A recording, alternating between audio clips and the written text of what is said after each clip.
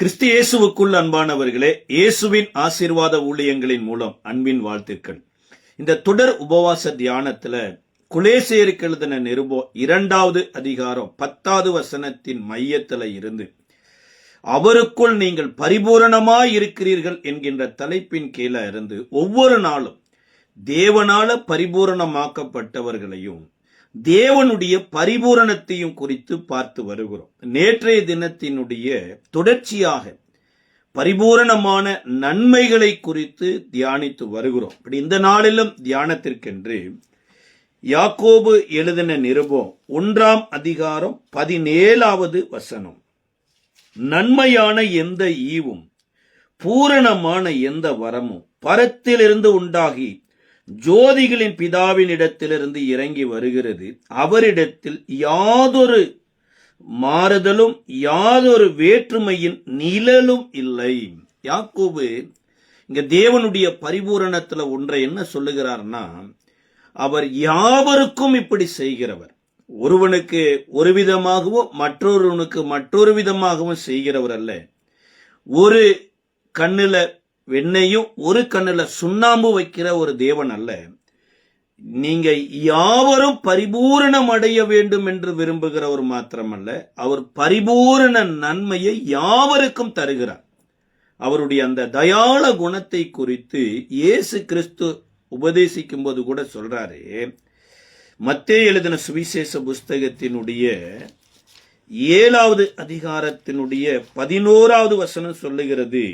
இயேசு இந்த மலை பிரசங்கத்தை ஒட்டி சொல்லுகிற போது சொல்றாரு, 7வது அதிகாரத்தினுடைய 11வது வசனத்துல, பொல்லாதவர்களாகிய நீங்கள் உங்கள் பிள்ளைகளுக்கு நல்ல ஈவுகளை கொடுக்க அறிந்திருக்கிற போது பரலோகத்தில் இருக்கிற உங்கள் பிதா தம்மிடத்தில் வேண்டிக் கொள்ளுகிறவருக்கு நன்மையானவைகளை கொடுப்பது அதிக நிச்சயம் அல்லவா அப்படிங்கிறார். நம்ம பொல்லாதவர்கள் என்று சொல்றார். நம்மள மாத்திரமல்ல, அந்த நாட்களில் எருசலேமில் இருந்த இஸ்ரவேலர் என்று சொல்லப்பட்டவங்க, இனி சொல்ல போனா டிசைபிள்ஸ், இயேசுனுடைய சீசர்கள் எனப்பட்டவங்களை இயேசு கொடுத்த பேருனா பொல்லாதவர்கள். அப்ப நீங்களும் நானும் எப்படி பொல்லாதவர்கள் அப்படின்னம்னா, நம்ம இருதயத்துல அநேக விதமான பொல்லாத எண்ணங்கள் இருக்குது. ஆனா நம்ம பிள்ளைகளின் மேல அந்த பொல்லாத எண்ணத்தை நம்ம செலுத்துறது கிடையாது. அன்றைக்கு தாவீத கொலை செய்யணும்னு தேடிக்கொண்டிருந்த சவுல், யோசிச்சு பாருங்க, ஒரு பொல்லாத இருதயம். ஆனா அவருடைய பையனாகிய யோனத்தான ராஜாவாக்கணும்னு விரும்பிட்டு இருந்தார். அது எப்பேற்பட்ட பொல்லாத மனிதன் கூட பாருங்க, தாம் பிள்ளைய ராஜாவாக்கணும். அதே மாதிரிதான் ஈசாயின் மகனும் அவருக்கு பிள்ளை தானே. அப்ப அவரை கொலை செய்வதற்கு சவுலுக்குள்ள இருதயத்துக்குள்ள இப்படி கெட்ட ஆவி வேலை செய்து கொண்டிருந்தது. அதனாலதான் ஏசு சொல்றாரு, வாய் வழியில போறது எல்லாமே ஆசனத்துல வெளியில வந்துரும். எதா இருந்தாலுமே பாருங்களேன், ஒருவேளை லிக்விடாவே சாப்பிட்டா கூட ஆசனத்துல வந்துடும். இல்லைங்க மீட்டு மச்சிலியா சாப்பிட்றாரு, அதுவும் ஆசனத்துல வந்துடும். ஆனா மனுஷனுடைய இருதயத்திலிருந்து புறப்படுகிறவைகளே மனுஷனை தீட்டுப்படுத்தும் என்று இருதயத்தை பார்க்கிற தேவன் சொல்றார். அப்ப நாம பொல்லாதவர்கள், ஆனா நம்ம பிள்ளைகளுக்கு நம்ம ரொம்ப நல்லவங்க. இன்றைக்கு பெத்த பிள்ளைகளிடத்துல உனக்கு உலகத்திலேயே பிடித்த ஹீரோ யாருன்னா தகப்பனத்தான் சொல்லுவாங்க, தாயத்தா ஹீரோயினா சொல்லுவாங்க. ஏன் அப்படின்னா, தன்னுடைய வளர்ச்சிக்கு அஸ்திவாரமா இருப்பது தகப்பனும் தாயும் தான். அப்ப தகப்பனும் தாயுமா இருக்கிற நீங்களே உங்கள் பிள்ளைகளுக்கு நல்ல ஈவுகளை கொடுக்கறீங்க. நல்ல ஈவுகள்னா பிள்ளைய நல்ல ஸ்கூல் பார்த்து சேர்த்துறோம், நல்ல ட்ரெஸ் வாங்கி உடுத்துறோம், நல்ல காரியங்கள் அத்தனையும். லைஃப் பார்ட்னர் கூட பிள்ளைக்கு ஃபியூச்சர் வந்துடக்கூடாதுன்னு 4 பக்கம் விசாரித்து பெண் எடுக்கிறோம், பெண் கொடுக்கிறோம். படிக்கிற காரியங்கள்ல கூட 4 பக்கத்துல விசாரித்து இந்த கோர்ஸ் எடுத்தா இது ஃபியூச்சருக்கு இந்த பிள்ளைக்கு துணையா இருக்குமா, உதவியா இருக்குமா, இப்படி எத்தனையோ பல விதங்கள்ல சோதித்து பிள்ளைகளுக்கு நம்ம செய்கிறோம். ஆனா அதுக்கு முன்னாடி ஆண்டவர் கேட்கிறார், உங்க பிள்ளைகள் சில நேரம் விரும்பி கேட்கறது நல்ல காரியமா இருந்துச்சுன்னா அதை கூட நீங்க மறுதளிக்க மாட்டீங்க. உங்க பிள்ளைகள் ஒருவேளை மீனை கேட்டாங்கன்னா பாம்பை கொடுப்பீங்களா, முட்டையை கேட்டாங்கன்னா தேலை கொடுப்பீங்களா, அப்பத்தை கேட்டா கல்லை கொடுப்பீங்களா? இதெல்லாம் ஆரோக்கியமான ஆகாரம். மீன் கண்ணுக்கு ரொம்ப ஆரோக்கியங்கிறாங்க, முட்டை ரொம்ப சரீரத்துக்கு ரொம்ப முக்கியங்கிறாங்க. அதோடு கூட அப்பத்தை ஆகாரமா கொடுக்கிறோம். இதெல்லாம் பிள்ளைகள் கேட்கிற போது பொல்லாதவர்கள் தான் நீங்க, ஆனா அவர்கள் கேட்கிற நல்லதை நீங்க வாங்கி கொடுக்கிறீங்க. இப்படி பொல்லாதவர்களாகிய நீங்களே நல்லது செய்யும் போது பொல்லாதவர்கள் என்கின்ற ஒரு பெயர் கூட இல்லாத ஒரு தேவன், அவர் நல்ல தேவன், பரிபூரணமான நன்மைகளையே செய்கிற நல்ல தேவன், உலகத்துல தன்னை போல நல்லவர்களாய் இருக்க வேண்டும் என்று மனிதனை படைத்த தேவன், தாம் படைத்தது எல்லாவற்றையும் ஆராய்ந்து பார்த்து நல்லது என்று கண்ட தேவன், நீங்க வேண்டிக் கொள்ளுகிறவருக்கு நன்மையானவைகளை கொடுப்பது அதிக நிச்சயம் அல்லவா அப்படிங்கிற. இங்க மத்தேயுல நன்மையானதுன்னு சொல்றாரு, ஆனா லூக்கால சொல்லும் போது பரிசுத்த ஆவியானவரை கொடுப்பது அதிக நிச்சயம் அல்லவா அப்படிங்கிறார். அப்ப நன்மை அப்படிங்கிறது எதுனா தேவனுடைய ஆவியானவரை பெறுவதுதான். அப்ப தேவனுடைய ஆவியானவரை பெறுகிற போதுதான் நம்ம வாழ்க்கையில தீமையானது கூட நன்மையானதா மாறுமாமா. நிறைய நேரம் நம்ம பார்வையில எத்தனையோ காரியங்கள் தீமையாய் தெரிகிறது. இதே லூக்கா எழுதின சுவிசேஷ புஸ்தகத்தினுடைய 6ஆம் அதிகாரம் 35வது வசனத்துல இயேசு சொல்றாங்க.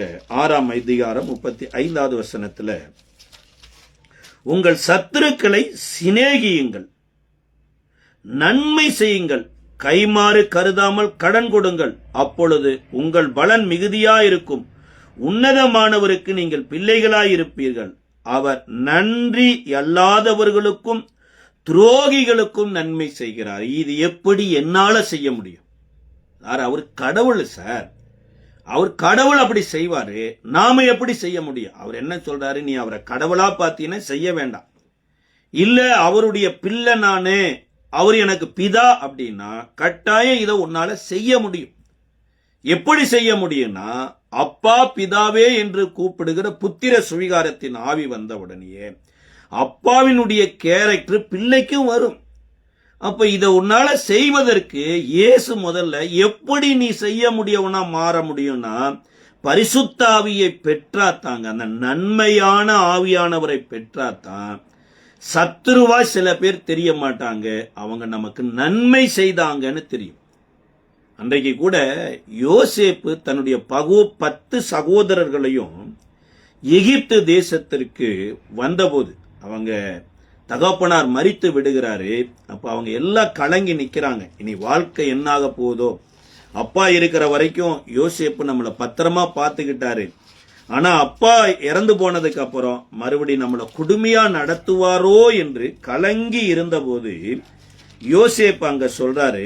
50வது அதிகாரத்தினுடைய 20வது வசனத்துல 19 வாசிக்கிறோம். அப்போது யோசேப்பு அவர்களை நோக்கி, பயப்படாதிருங்கள், நான் தேவனா? நீங்கள் எனக்கு தீமை செய்ய நினைத்தீர்கள், தேவனோ இப்பொழுது நடந்து வருகிறபடியே வெகு ஜனங்களை உயிரோடு காக்கும்படி அதை நன்மையாக முடிய பண்ணினார். அதாவது யோசேப்புக்கு கர்த்தர் தரிசனம் கொடுத்தாரு, அந்த தரிசனத்தை சகோதரிடத்துல சொன்னாரு, ஆனா அந்த தரிசனம் நிறைவேறுவதற்காகவே சகோதரர்கள் குழியில தூக்கி போட்டாங்க. அந்த தரிசனம் நிறைவேறுவதற்காகவே எகிப்து தேசத்துல இஸ்மவேலர் கையில வித்து போட்டாங்க.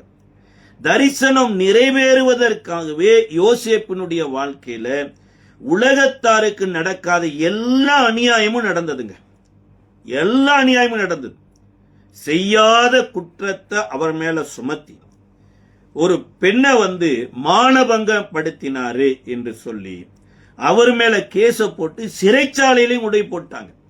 சிறைச்சாலையில் இருந்த ஒரு மனுஷன் கூட தரிசனம் பார்த்தாரு. அதை யோசேப்பு சொல்லி, நீ வாழ்வடைந்து இருக்கும் போது என்னை நினைத்துக்கொள் அப்படின்னாரு. அவர் வெளியே நல்லா வாழ்ந்துட்டு இருந்தார், இவர் மறந்துட்டார். இப்ப இது எல்லாமே யோசேப்பினுடைய வாழ்க்கையில எதிராகவே நடக்குது, யாருக்குமே நடக்காத ஒரு செயல். ஆனா அவங்க தகப்பன் வீட்டுல பாருங்க, தப்பான வாழ்க்கை நிறைய வாழ்ந்துட்டு இருக்கிறாங்க, ஆனா அவங்களுக்கெல்லாம் ஒரு அநீதியும் நடக்காதது மாதிரியே தெரியுது. அப்ப இதெல்லாம் இவர் வாழ்க்கையில எப்ப இவர் நல்லா உணர்ந்தார் அப்படின்னா, இவருக்குள்ள விசேஷித்த ஆவி இருந்தது.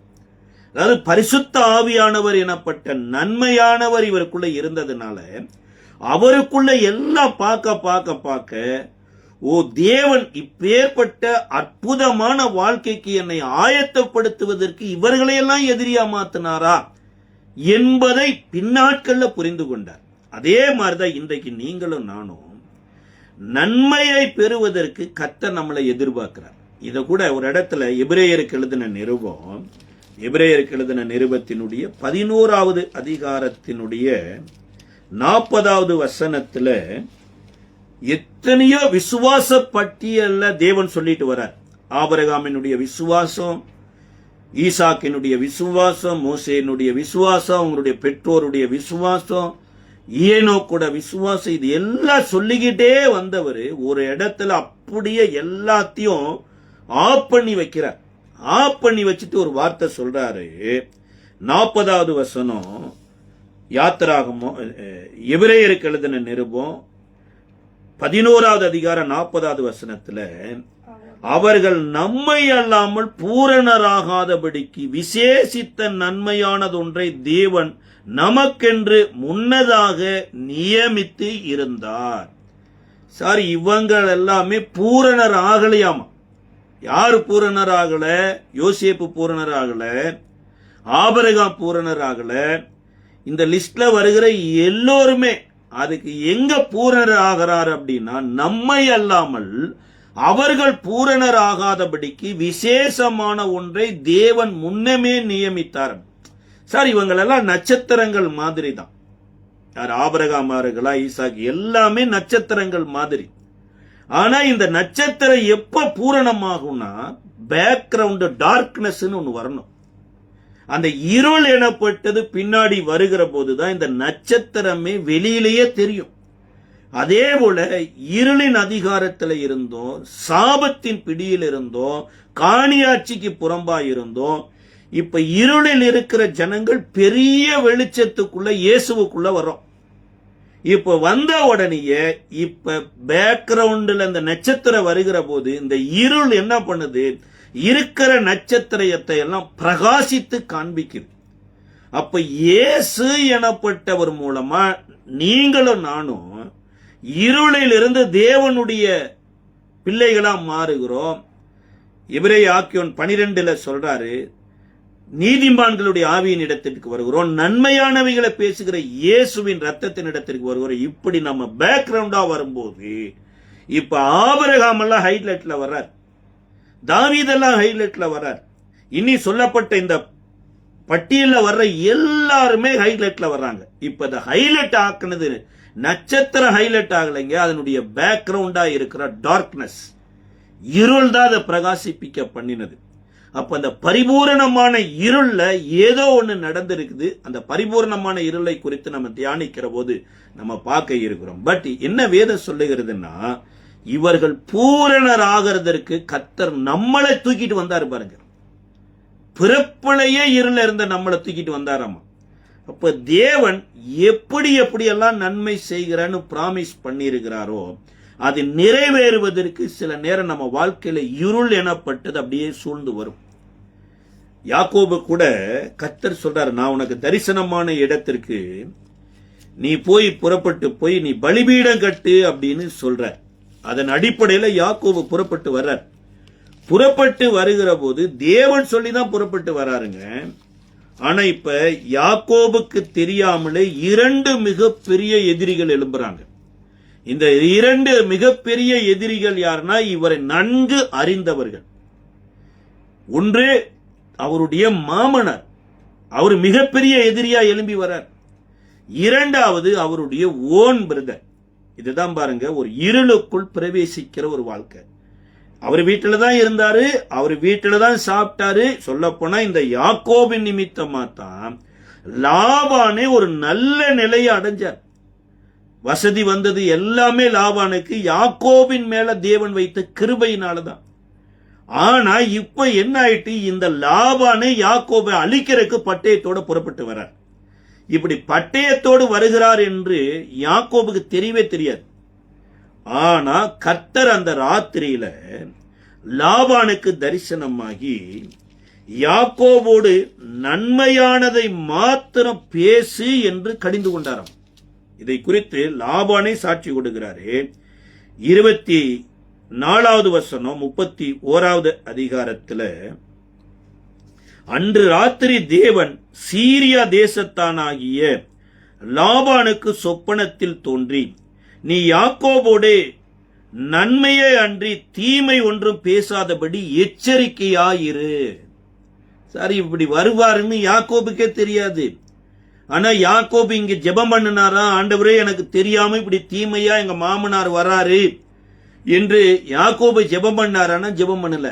கர்த்தர் நியமித்த வழியில சில நேரங்களில் நம்ம போகும்போது நமக்கே தெரியாம சில எதிரிகளை நம்மளை அட்டாக் பண்ண வருகிற போது நமக்கே தெரியாம தேவன் நம்மளை பாதுகாக்கிறார். இது அவர்கள் சொன்னதுக்கு அப்புறம் தான் தெரியும். சில நேரங்களில் கர்த்தர் நம்மளை காக்கிற விதங்கள் எல்லாம் பாருங்க, விவரிக்கவே முடியாது. அப்படி மகிமையா நம்மளை பாதுகாக்கிறார். இப்ப இந்த சம்பவம் நடந்ததுக்கு அப்புறம் இதே 31வது அதிகாரத்தினுடைய 29வது வசனத்தில் அவர் சொல்றாரு, உங்களுக்கு பொல்லாப்பு செய்ய எனக்கு வல்லமை உண்டு, ஆகிலும் உங்கள் தகப்பனுடைய தேவன் நீ யாக்கோபுடைய நன்மையை அன்றி தீமை ஒன்றும் பேசாதபடி எச்சரிக்கையாயிரு என்று நேற்று ராத்திரி என்னோட சொன்னார்.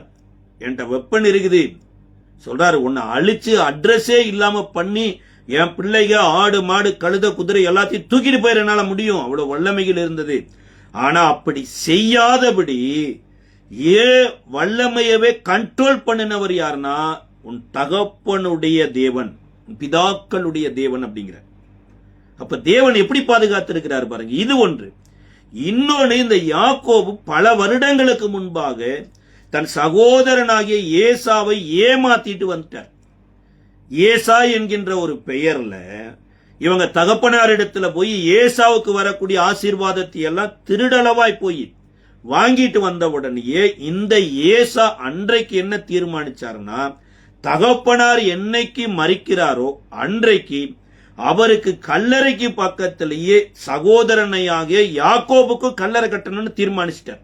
சொல்லவே செஞ்சிட்டார். அதனால ஈசாக்கு எப்ப வேணாலும் மரிக்கிறாம் என்று ஈசாக்கு தன்னுடைய மரணத்தின் மேல நம்பிக்கை வச்சிட்டார். நாம இறக்கிற அன்னைக்கு எதுக்கு யாக்கோபு சேர்ந்து சாகணும், எங்கேயாவது பிழைத்துக் கொள்ளட்டும்னு சொல்லிதான் மனைவியினுடைய சகோதரனாகிய லாபான் வீட்டுக்கு அனுப்புனது. ஆனா இப்ப ஈசாக்கு உயிரோட இருக்கிறாரா இல்லையா என்பது யாக்கோபு கூட தெரியாது.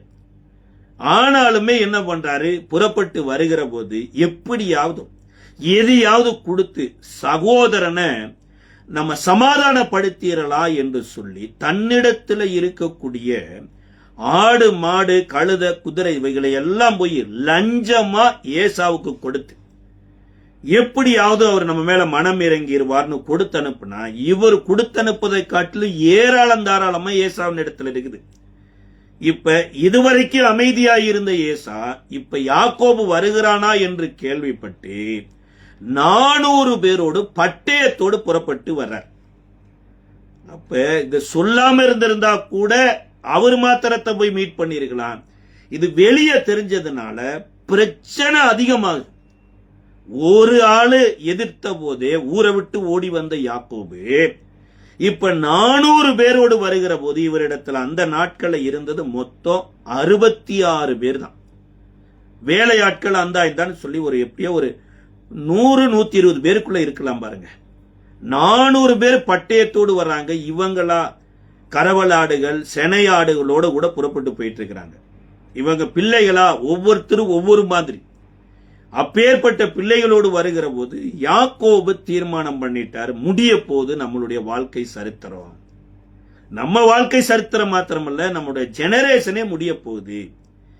ஏன்னா விரும்பின மனைவியா இருக்கலாம், விரும்பாத மனைவியா இருக்கலாம், விரும்பின பிள்ளையா இருக்கலாம், இல்ல விரும்பாமலே பிறந்த பிள்ளைகளா இருக்கலாம். இவர்கள் யாருமே என்ன காப்பாற்ற முடியாது. அப்ப நான் உயிர் வாழணுமா இருந்தா எனக்கு ஒரே ஒரு சோல்ஸ் என்ன இருக்குது, இதே மாதிரி ஒரு இரவு தேவனை போய் சந்தித்தேன், தேவன் என்ன சந்தித்தார், எண்டு கொடுக்கிற ஒருவர் இருக்கிறார். ஏன்னா இதே யாக்கோபு லூஸ் என்கின்ற ஒரு இடத்திற்கு வந்தபோது பூமியில ஒரு எண்டையும் வானத்துல ஒரு எண்டையும் தேவன் ஏணிக்கு வைத்து அதிலிருந்து இறங்கி வந்து யாக்கோபின் இடத்துல பிராமிஸ் பண்ணியிருக்கிறார். அதனால இப்ப ஜெபம் பண்ணி என்ன பண்றாருன்னா, இதே ஆதியாம புஸ்தகத்தினுடைய 32வது அதிகாரத்துல சொல்லி சொல்லி ஜெபிக்கிறார். நீ சொன்னீரே, நான் செய்வேனீரே, எனக்கு நன்மை செய்வேன்னு சொன்னீங்களே, ஒரே காரியத்தை திரும்ப திரும்ப மனம் பாருங்க. சில நேரம் சில துர்செய்தியை கேட்கிற போது தண்ணீரை போல கரைந்து ஓடக்கூடியதா மாறிடும். சில செய்திகள் அதாவது நார்மலா வர்றான்னு பரவாயில்ல, 400 பேரோடு பட்டயத்துல வர்றான்னா என்ன பண்ண முடியும்? பட்டயத்துக்கு நம்மளைய தப்பு வைக்கிறவங்க யாரு? பிள்ளைய தப்பு வைப்பாங்களா? இல்ல நம்ம தான் அந்த அளவுக்கு யுத்தம் பண்ணி தேர்னவங்களானா? கிடையாது. அப்படி இருக்கிற போது இங்க வேதம் சொல்லுகிறது, யாக்கோபு ஜெபம் பண்றாரு 32வது அதிகாரம் 9வது வசனத்துல, பின்பு யாக்கோபு என் தகப்பனாகிய ஆபிரகாமின் தேவனும் என் தகப்பனாகிய ஈசாக்கின் தேவனுமாயிருக்கிறவரே, உன் தேசத்துக்கும் உன் இனத்தாரிடத்திற்கும் திரும்பி போ, உனக்கு நன்மை செய்வேன் என்று என்னுடனே சொல்லி இருக்கிற கர்த்தாவே. கதர்றார். என்னால கண்ட்ரோல் பண்ண முடியல, பிரச்சனை எல்லையை மீறி போயிட்டு இருக்குது. இனி மனைவியினுடைய நிலைமை என்ன ஆகுன்னு தெரியல, பிள்ளைகளுடைய நிலைமை என்ன ஆகுன்னு தெரியல, என் வாழ்க்கையினுடைய எண்டுக்கே வந்துட்டேன். தேவனே நீர் சொன்ன வார்த்தை எங்க அப்படிங்கறது போல ஜெபம் பண்ணிட்டு அடுத்து 12வது வசனத்திலையும் ஜெபிக்கிறார். தேவரீரோ, நான் உனக்கு மெய்யாகவே நன்மை செய்து உன் சந்ததியை எண்ணி முடியாத கடற்கரை மணலை போல மிகவும் பெருக பண்ணுவேன் என்று சொன்னீரே என்றான். ஜெபங்கள் எல்லாம் அதிகமாகுது. அப்புறம் தனிமையில போய் ஜெபம் பண்றார். ஒரு இரவெல்லாம், ஒருவேளை உபவாச ஜெபங்கள் கூட இருந்திருக்கலாம். சார், இந்த பட்டய வந்ததே யாக்கோபுக்கு ரொம்ப நல்லது. ஏன் அப்படின்னா, இந்த பட்டய வரலன்னா யாக்கோபு எப்பேற்பட்ட ஆள் தெரியுங்களா? எதை கொடுத்து எதை வேணாலும் வாங்கிடலாம்னு நினைக்கிறாள். இதே அண்ணனிடத்துல ஒரு நாள் கூளை கொடுத்துட்டு, சிவப்பான கூளை கொடுத்துட்டு சேஷ்டபுத்திர பாகத்தை வாங்கினவர். அப்பாவுக்கு மட்டன் பிரியாணியை கொடுத்து இவனுடைய ஆசீர்வாதத்தை வாங்கினவர். அப்ப இந்த உலகத்துல எதை வேணாலும் கொடுத்து எதை வேணாலும் வாங்கிடலாங்கிற ஒரு கொள்கை இன்றைக்கு இருக்குது. காசு கொடுத்து யாரோ ஒருடைய வேலையை வாங்கிடலாம்.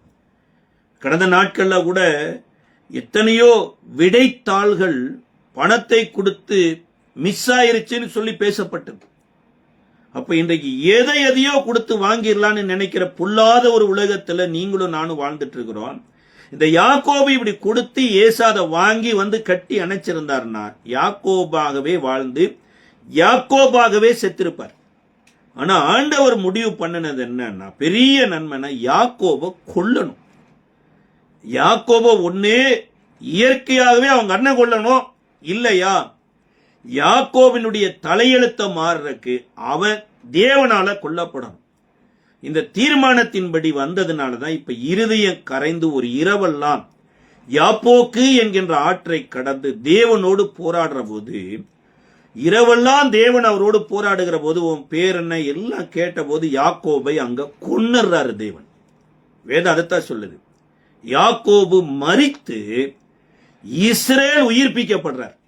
இனிமேல் உன் பேர் யாக்கோபு எனப்படாமல் இஸ்ரேல் எனப்படும் என்று கர்த்தர் சொல்றார். அது மாத்திரமல்ல, இந்த சம்பவம் நடக்கிற போது யாக்கோபினுடைய தொடை சந்து சுளுக்கிறது. அங்க தொடை சந்து சுளுக்கப்பட்டது ஒரு விட்னஸா, ஒரு தேவனுக்கும் யாக்கோபுக்கும் நடந்த ஒரு மிகப்பெரிய யுத்தத்துல யாக்கோபு தேவனால தொடப்பட்டவன். இனி சொல்ல போனா யாக்கோபு இறந்து போய்விட்டான் என்பதற்கு அடையாளம் தான் தொடையில ஏற்பட்ட ஒரு விட்னஸ். அது ஏன் தொடை சந்து சுளுக்குதுன்னு வெளிப்படுத்தின விசேஷம் 19வது அதிகாரத்துல சொல்லுகிறது.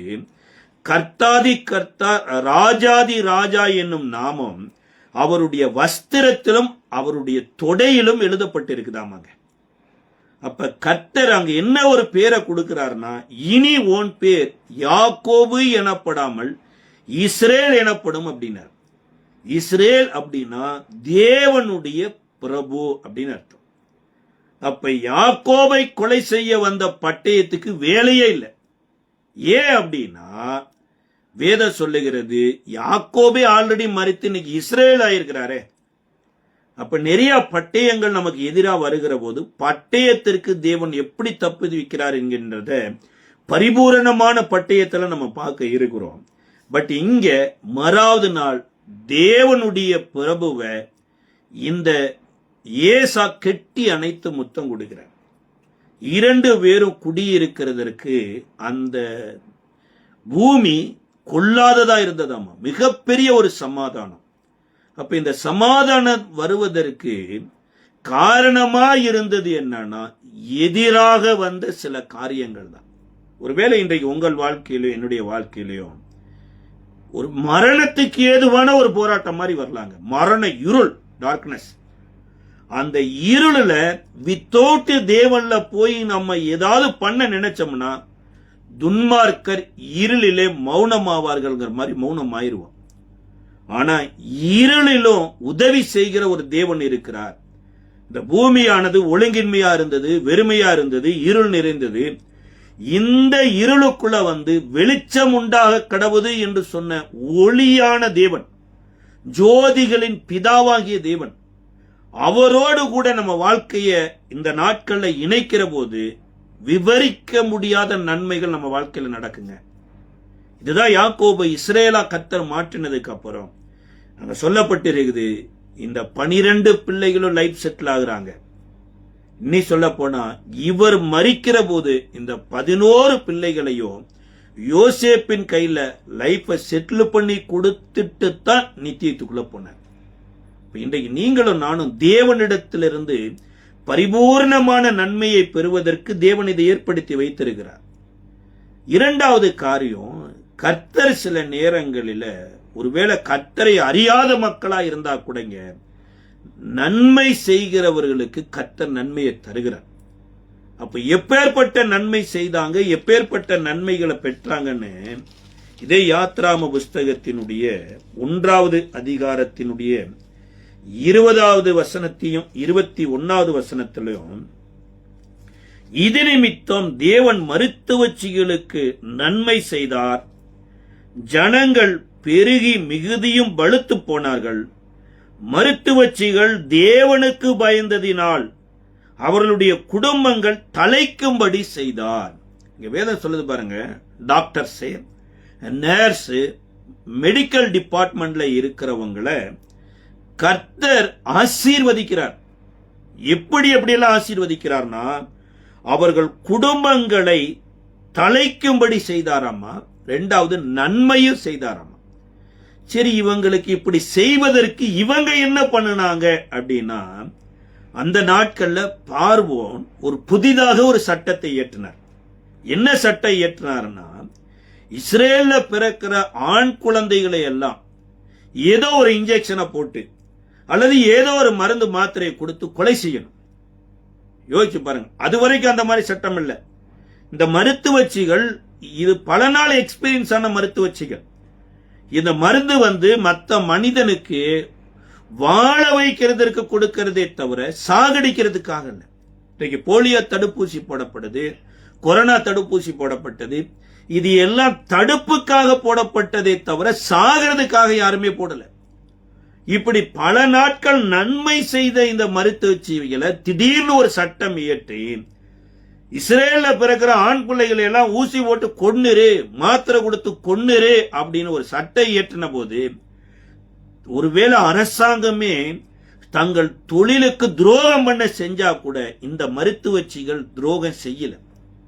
ஆனா இயேசு உயிர்த்தெழுந்த போது காவல்துறை டிபார்ட்மெண்ட்ல இருந்த, அன்றைக்கு இயேசுவின் கல்லறையில காவல் காத்து கொண்டிருந்த காவலர்களுக்கு ஏரோது தேவையான பணத்தை கொடுத்து, சாஸ்திரிகளும் ஆசாரியர்களும் அந்த நாட்களில தேவையான பணத்தை கொடுத்து, நாங்கள் நித்திரை பண்ணி கொண்டிருந்தோம், இயேசுவினுடைய சரீரத்தை திருடி கொண்டு போயிட்டாங்கன்னு சொன்னபோது அவர்கள் பணத்தின் மேல ஆசைப்பட்டு உயிர்த்தெழுந்த இயேசுவையே சீசர்கள் திருடி கொண்டு போய்விட்டார்கள் என்று சொல்லி தாங்களுடைய வேலைக்கு தாங்களே துரோகம் பண்ணினாங்க.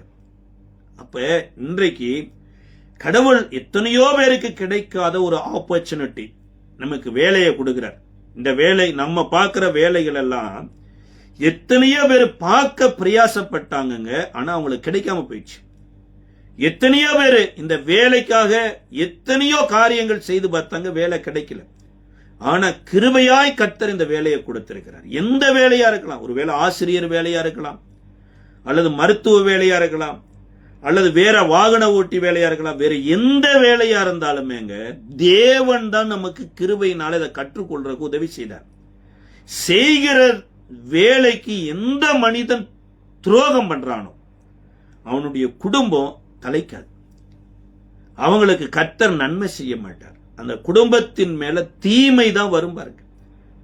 தவறுதலா பணம் வாங்கிறது, தவறுதலான விதத்துல தன்னுடைய வேலைக்கு துரோகம் பண்ணுகிற எல்லா குடும்பத்திலையும் பாருங்க, ஒருவேளை நல்லா இருக்கிற மாதிரி தெரியலாம், ஆனா அந்த குடும்பம் தலைக்காது. ஏன்னா வேதம் அப்படித்தான் சொல்லுது, நன்மைக்கு தீமை செய்கிறவன் வீட்டை விட்டு தீமை விலகாதாமா. அப்ப தீமை விலகாமல் இருக்கிறதுக்கு காரணம் என்ன தெரியுங்களா? செய்யற வேலைக்கு துரோகம் பண்ணுகிற மக்கள் தான்.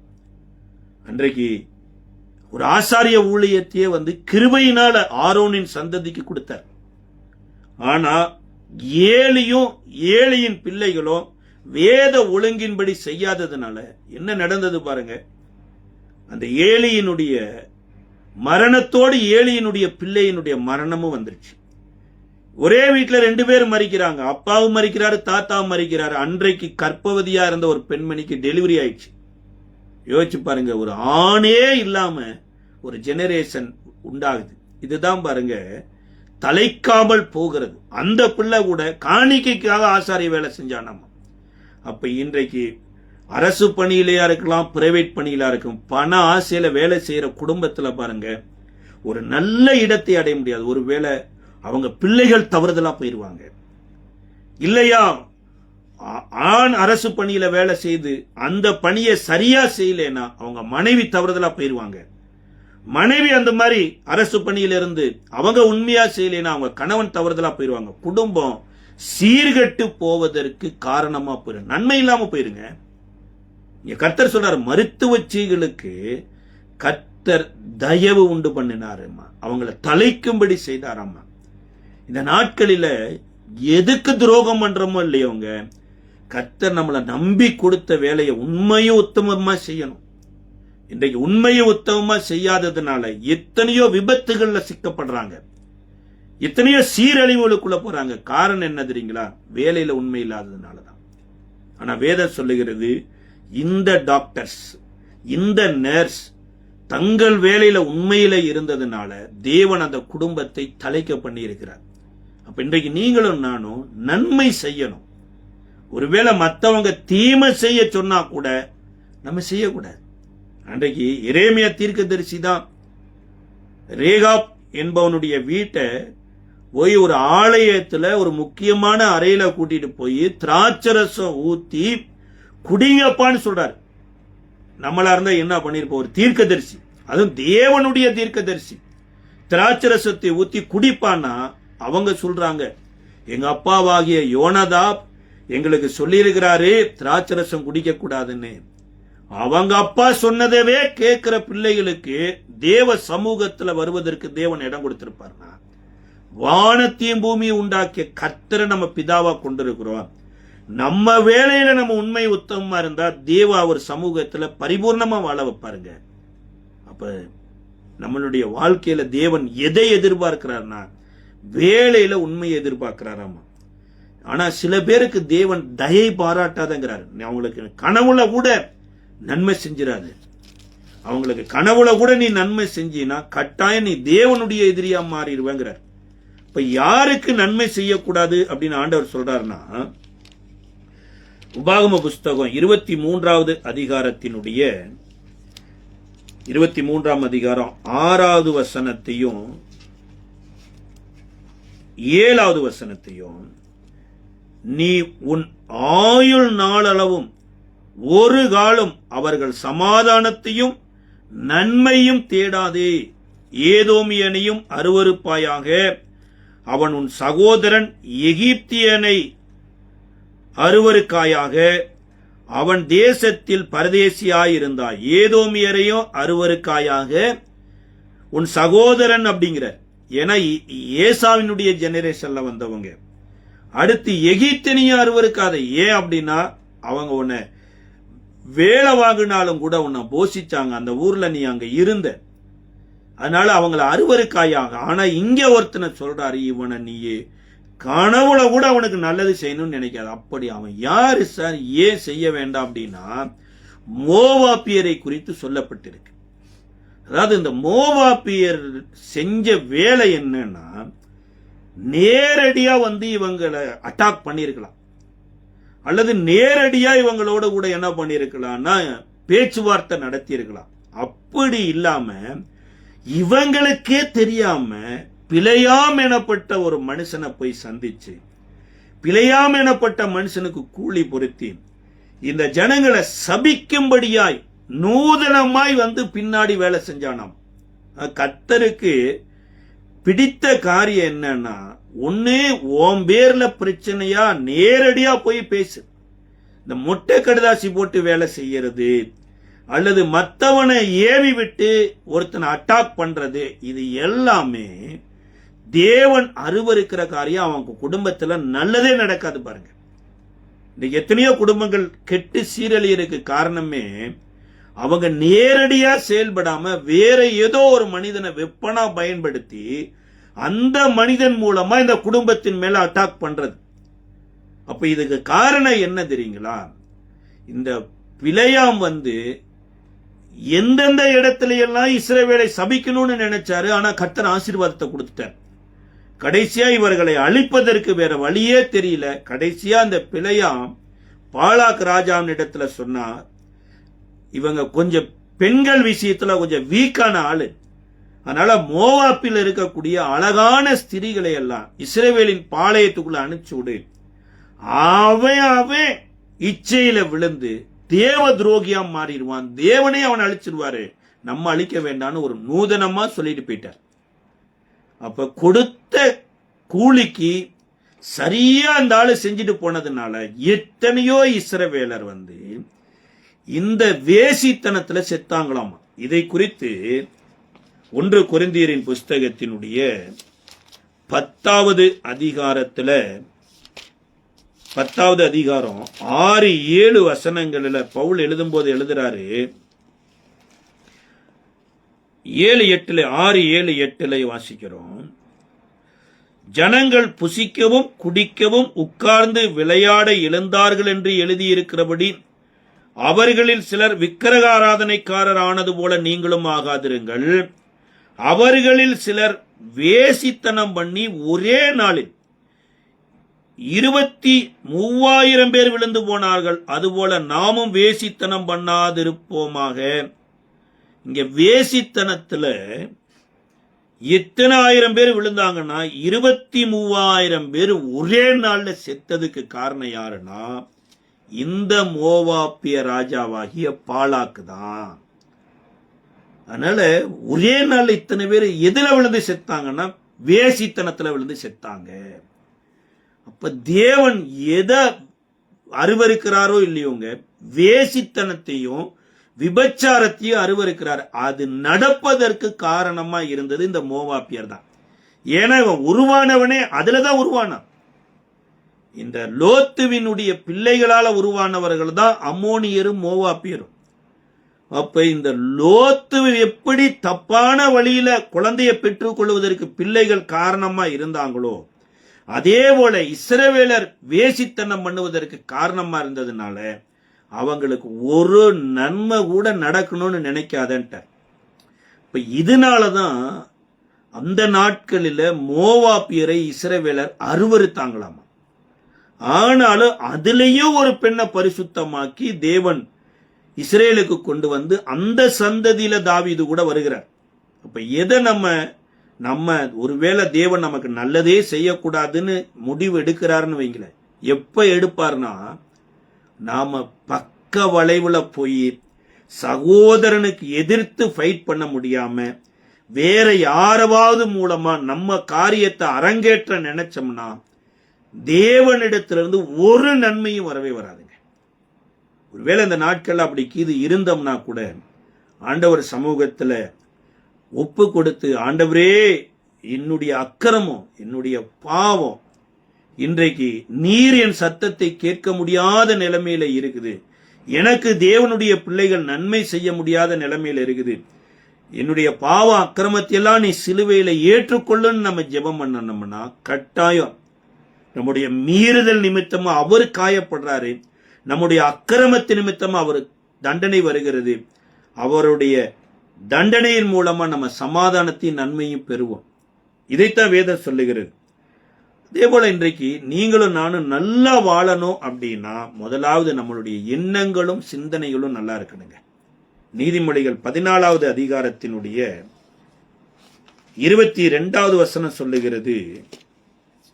14வது அதிகாரம் 22வது வசனத்துல, தீமையை யோசிக்கிறவர்கள் தவறுகிறார்கள் அல்லவோ, நன்மையை யோசிக்கிறவர்களுக்கோ கிருபையும் சத்தியமும் உண்டே.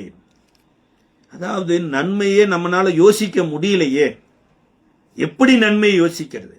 ஒருத்தர் இப்படி சொன்னானா அதை நல்லதா எப்படி எடுத்துக்கொள்ள? யோசேப்பு சொன்னதை அந்த 10 பேரு நல்லதா யோசிக்க முடியலையே. உடன்பிறப்பு தான், ஒன்னா பிறந்த சகோதரர்கள் தான், மாம்சத்தின் மாம்சம் தான், எலும்பின் எலும்பும் தான், அங்க அதை நன்மையா யோசிக்க முடியலையே. சங்கீதம் 133:1 சொல்லுது, இதோ சகோதரர்கள் ஒருமித்து வாசம் பண்ணுவது எத்தனை இன்பமும் எத்தனை பெரிய மகத்துவமாய் இருக்குதே. அங்க 3வது வசனம் சொல்லுது, தேவன் ஆசீர்வாதத்தையும் நன்மையும் கட்டளையிடுகிறாராம். ஆனா நம்மனால நன்மையவே யோசிக்கவே முடியலையே. அதுதானே பெரிய பிரச்சனையே. சங்கீதக்காரர் சொல்றாரு, சகோதரர்கள் ஒருமித்து வாசம் பண்ணா அங்க நன்மைங்கிறாரு. அதே ஞானி எழுதும் போது எழுதுறாரு, நீ நன்மையை யோசித்தினா கிருபைய சத்தியம் வரும். என்னால யோசிக்க முடியலையே. இப்ப நன்மையை யோசிக்கிறதுக்கு நான் என்ன சார் பண்றது? இதே சங்கீதத்தினுடைய 27வது சங்கீதத்தினுடைய 13வது வசனத்துல சங்கீதக்காரர் சொல்றாரு, 27வது அதிகாரத்தினுடைய 13வது வசனம், நானோ ஜீவனுள்ளோர் தேசத்தில் கர்த்தருடைய நன்மையை காண்பேன் என்று விசுவாசியாதிருந்தால் கெட்டு போயிருப்பேன் அப்படிங்கிற. இப்ப நன்மையை யோசிக்கணும், நன்மையை காண்பேன் என்று விசுவாசிக்கிறேன்னா அங்க எனக்கு என்ன தேவைப்படுதுன்னா, ஏன் மாம்சமே நன்மையை தக்க வைக்கக்கூடிய மாம்சம் இல்லையாமா. என வேதம் சொல்லுகிறது, மாம்சத்தில் நன்மை வாசமா இருப்பது இல்லை.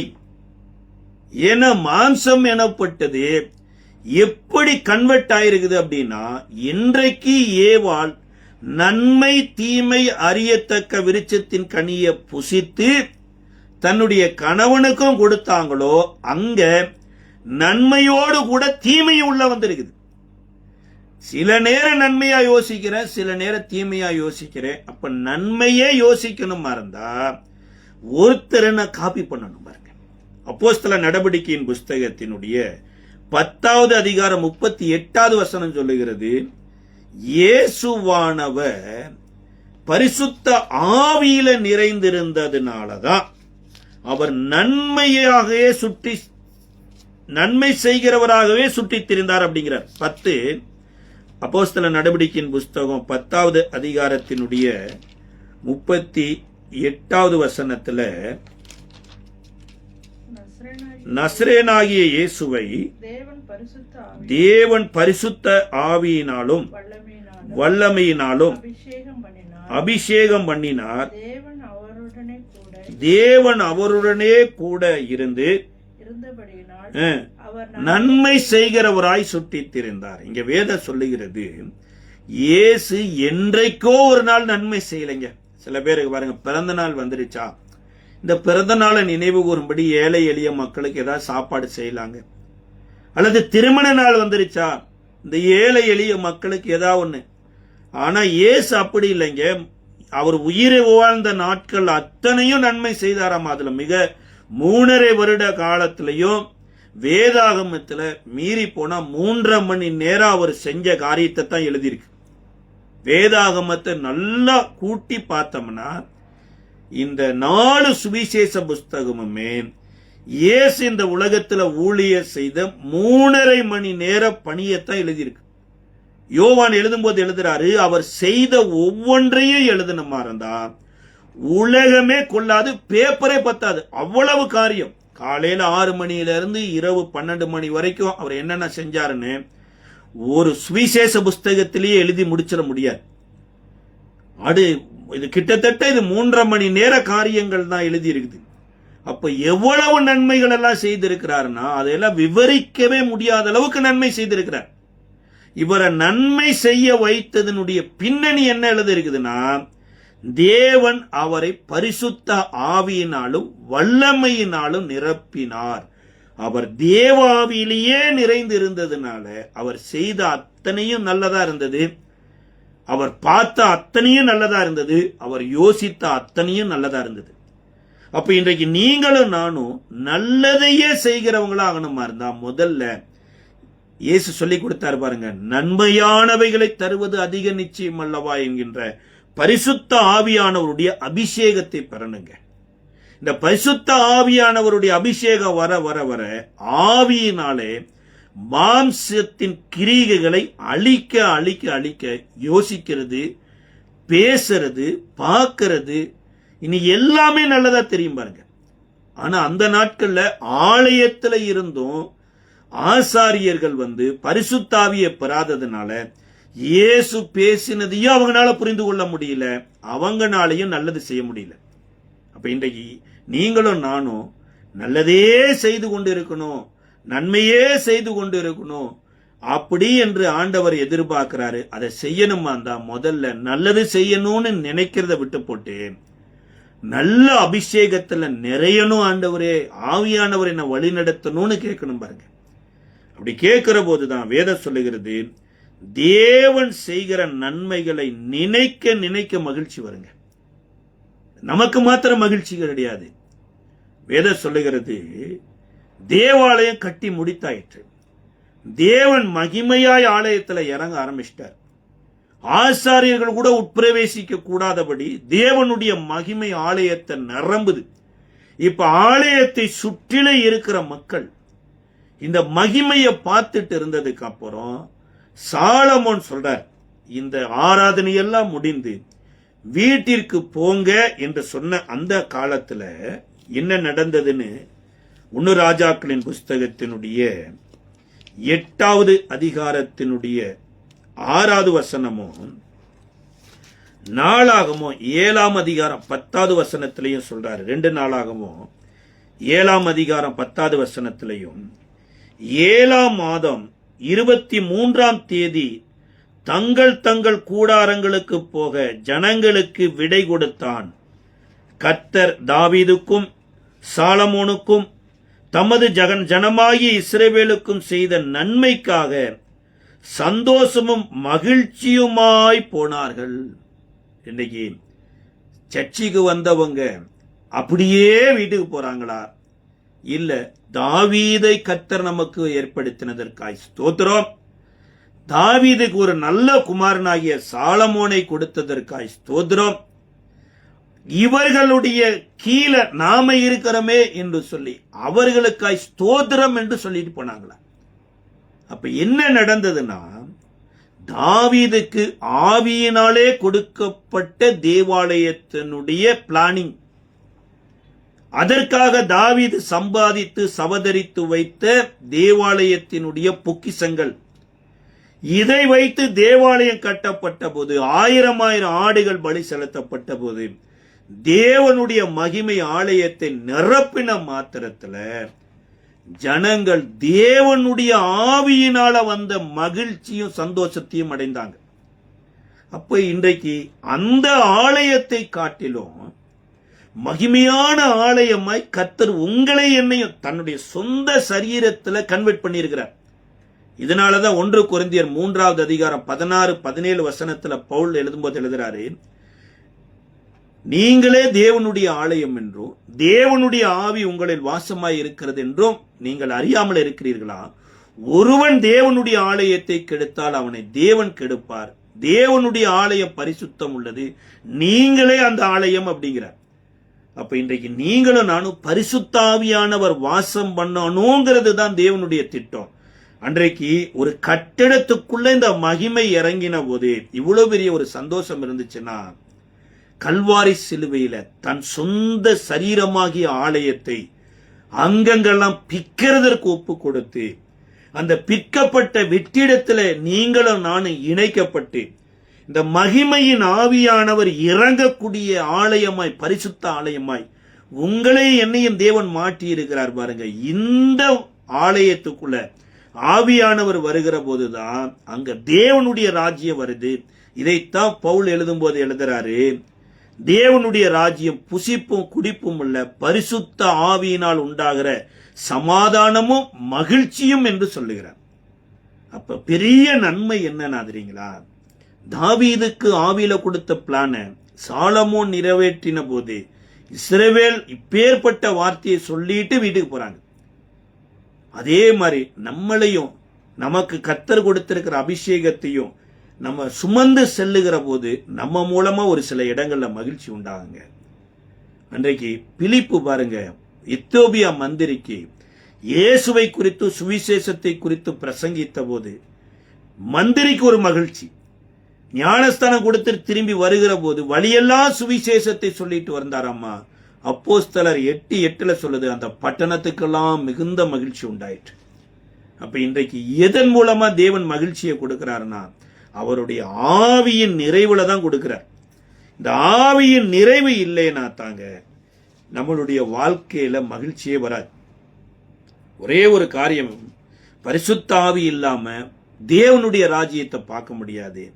தேவனுடைய ராஜ்யத்துல நடக்கிற காரியத்தை அறியலைன்னா, வேத சொல்லுது. இதே சாலமோன் ஞானி எழுதும்போது எப்படி எழுதிட்டு போயிட்டாருன்னா, பிரசங்கியின் புஸ்தகத்துல, பிரசங்கியின் புஸ்தகம் 9வது அதிகாரம் 18வது வசனத்திலையும் 2ஆம் அதிகாரம் 24வது வசனத்திலையும் ஒரு முக்கியமான காரியத்தை எழுதிட்டு போயிட்டார். என்ன அப்படின்னா, 9ஆம் அதிகாரம் 18வது வசனத்துல, யுத்த ஆயுதங்களை பார்க்கலாம் ஞானமே நலம், பாவியான ஒருவன் மிகுந்த நன்மையை கொடுப்பான், நன்மையை கெடுப்பான்.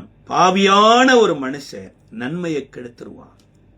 இந்த மனுஷன் பாருங்க, பாவியானதுக்கு அப்புறம் அநேக நன்மையை கெடுத்துட்டார்.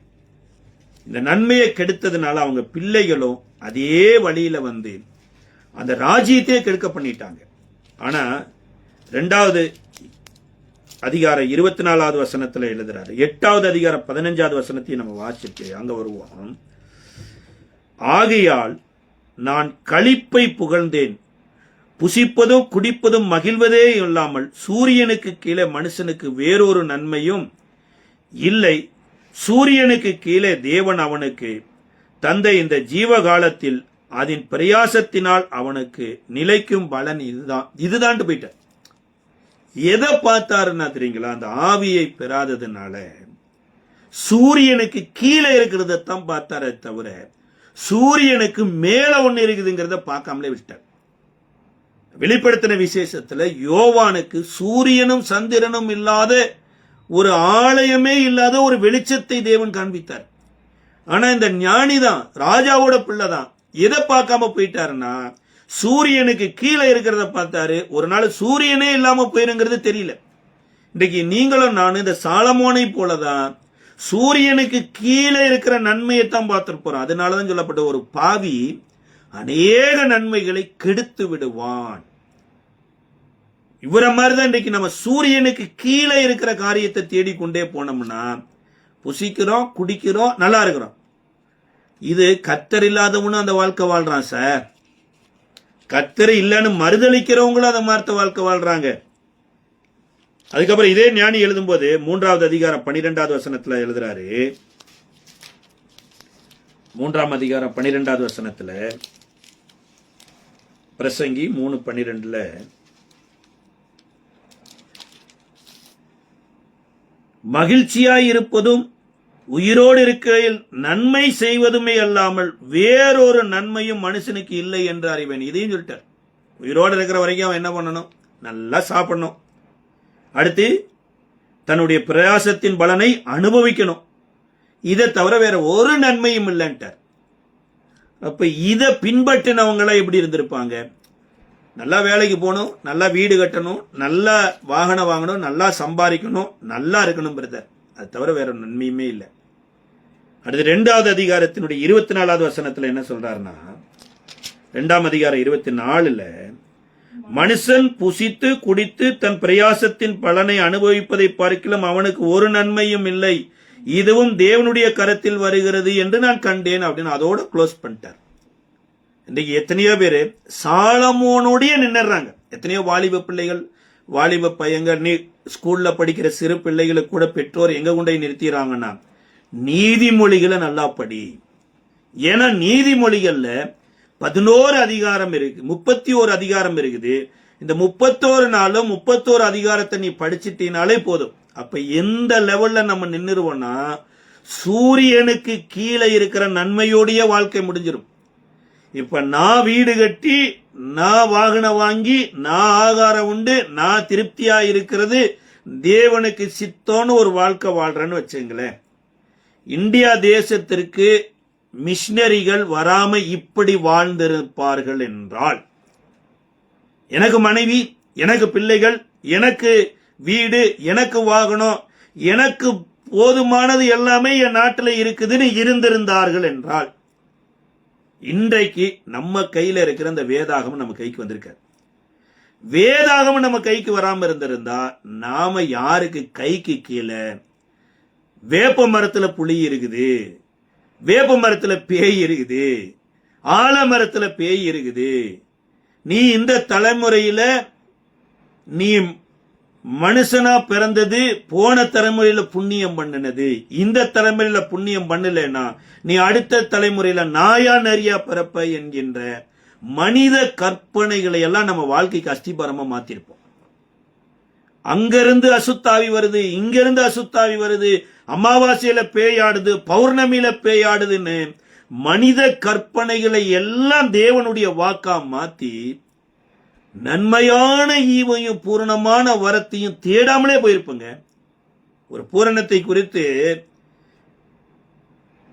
வேத பண்டிதர்கள் எழுதுறாங்க. வேதத்துல சொல்லப்பட்டிருக்குது, ஞானஸ்தானம், கைகளை வைக்குதல், இன்னும் விசுவாசம், அந்நிய பாஷைகள், இதையே திரும்ப திரும்ப பேசாம பூரணராகும்படி, பூரண புருஷராகும்படி கடந்து போங்கள் அப்படிங்கிறார். அப்ப இன்றைக்கு எத்தனையோ நேரங்கள்ல பாருங்க, ஒரு அறியாமையிலிருந்து தப்பிச்சு வந்து இன்னொரு அறியாமைக்குள்ள நுழைஞ்சிட்டோம். இன்னி சொல்ல போனா பணம் ஒரு கல்லறையிலிருந்து கன்வெர்ட் ஆகி இன்னொரு சுடுகாட்டிலிருந்து கல்லறைக்கு வந்திருக்கான். முதல்ல சுடுகாட்டில் இருந்த பிணங்கள் இன்றைக்கு கன்வெர்ட் ஆகி சுடுகாட்டிலிருந்து இப்ப நல்ல பெயர் எங்கன்னா கல்லறை என்கின்ற பெயருக்குள்ள வந்திருக்கு. ஒரு மாற்றமுமே இல்லை. அப்ப எதுக்கு கீழே இன்னைக்கு நீங்க பார்த்துக்கிட்டு இருக்கிறோம்னா சூரியனுக்கு கீழே தான்.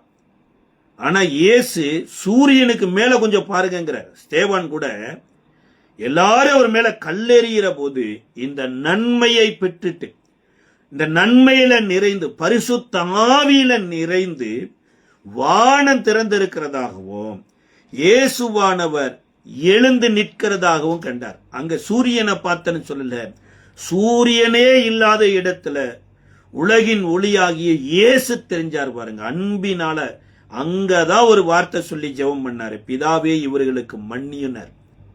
இந்த சூரியனுக்கு கீழே பார்த்த இந்த சாலமோன் தீர்க்கதரிசியின் மூலமாய் சாலமோனுக்கு அடுத்து இந்த ரெகோபயாம் ராஜாவா வருவான்னு சொல்லி தன்னுடைய சால்வைய பண்ண துண்டா கிழிச்சு கொடுத்ததுனால தேவனாலேயே தீர்மானிக்கப்பட்டிருக்கிற அடுத்த ராஜா பூமியில உயிரோடு இருக்கக்கூடாதுன்னு ரெகோபயாமை கொலை செய்வதற்கு பகைத்து தேடிக்கொண்டிருந்தாராமாங்க.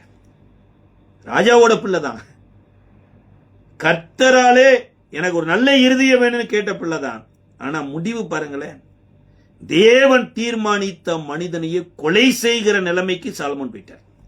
அப்ப இன்றைக்கு நீங்களும் நானும் எந்த இடத்துக்கு வரோம்? சாலமோன் பெரியாள்னா இயேசு சொல்றாரு, சாலமோனிலும் பெரியவர் இங்கே இருக்கிறார் அப்படின்ட்டார். அவருடைய ஞானத்தை கேட்கறதுக்கு ஒருவேளை வெளிநாட்டில இருந்து ஸ்திரீகள் வந்தாங்க. ஆனா இவருடைய ஞானத்தை பார்ப்பதற்கு 1000 தேவதூதர்கள் உற்று கவனித்துட்டு இருந்தாங்களாமா. அந்த ஞானத்தில் ஐஸ்வர்யம் உள்ள தேவன் தான் இன்றைக்கு உங்களுக்குள்ள எனக்குள்ள இருதயத்துல வாசம் பண்ணிட்டு இருக்கிறார். அப்ப இந்த நன்மையில இதுதாங்க பூரணமான நன்மை. இந்த பூரணமான நன்மையை எங்கேயும் பெற்றிட முடியாது. பரத்திலிருந்து உண்டாகி ஜோதிகளின் பிதாவின் இடத்திலிருந்து இறங்கி வந்த இயேசுதான் அந்த நன்மை. அந்த இயேசுக்குள்ள நீங்க இருக்கிறதோ, உங்களுக்குள்ள இயேசு இருக்கிறதும் தான் அந்த நன்மை. இயேசுவை வாழ்ந்து காண்பிப்பதுதான் பூரணமான நன்மைங்க. அதை விரும்புங்க. கர்த்தர் அதே வழியில நடத்துவார். நீதிமான் விரும்புவது அவனுக்கு கொடுக்கப்படும். ஜெபிக்கலாமா? கிருபை நிறைந்த நல்ல ஆண்டவரே, இயேசுவின் நாமத்தில் நன்றியோடு ஸ்தோத்தரிக்கிறோம் அப்பா. பூரணமான நன்மையை நீர் எங்களுக்கு உம்முடைய ஆவியானவர் மூலமாய் கட்டளையிட்டு இருக்கிறேன். வாழ்ந்து காண்பிப்பதற்கு இயேசுவை ஆவியானவர் உதவி சேரக்காய் ஸ்தோத்திரப்பா. சூரியனுக்கு மேலே இருக்கக்கூடிய இயேசுவை பார்க்கக்கூடிய கண்களை ஆவியானவரே நீர் கொடுக்கிறக்காய் ஸ்தோத்திரம். நண்பர்களையும் கூட சத்துருவாய் எங்கள் மாம்சம் பார்க்குதப்பா. ஆனா கர்த்தர் நீ சத்துருக்கள் அல்ல, அவர்கள் தேவனிடத்துல கொண்டு சேர்ப்பதற்கு தேவனாலே ஏற்படுத்தப்பட்ட நண்பர்கள் என்று சொல்ல வைத்ததற்காய் ஸ்தோத்திரம். ஒருவேளை இந்த நாட்களில் எங்களுக்கு எதிராக சில பேர் செயல்படுவது போல எங்களுக்கு தெரியலாம். அது கூட எங்களுடைய நன்மைக்கு என்று நீர் அனுமதித்ததற்காய் ஸ்தோத்திர சாமி. ஆசீர்வதியும். இயேசுவின் நாமத்தில் ஜெபிக்கிறோம் நல்ல பிதாவே.